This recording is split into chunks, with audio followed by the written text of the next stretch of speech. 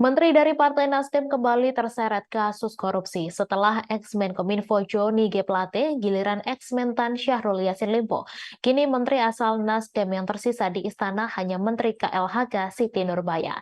Diketahui Syahrul Yassin Limpo terseret dalam kasus dugaan korupsi di lingkungan Kementerian Pertanian.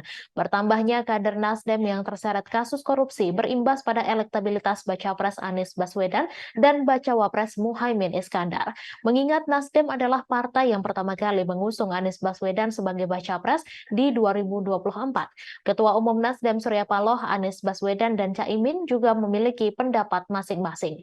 Surya Paloh mengatakan kasus Syahrul Yassin Limpo ini pasti akan berpengaruh pada elektabilitas Anies Baswedan dan Caimin. Sementara Anies Baswedan irit bicara, hal berbeda datang dari Caimin. Caimin percaya diri kasus SYL tak mempengaruhi elektabilitasnya.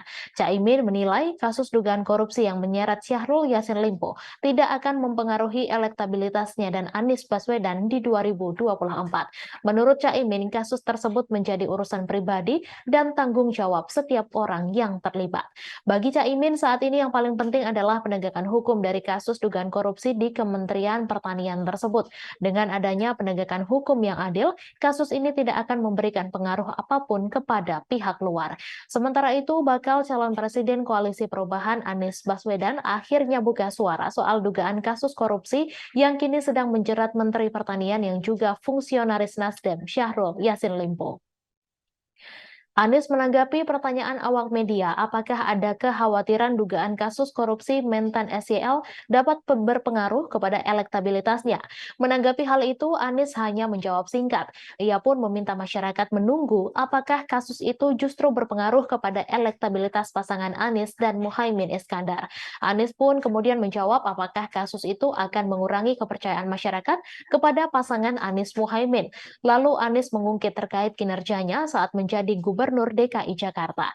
Anies menyatakan dirinya selalu mengedepankan tata kelola pemerintahan yang baik terkait korupsi selama menjabat Gubernur DKI Jakarta.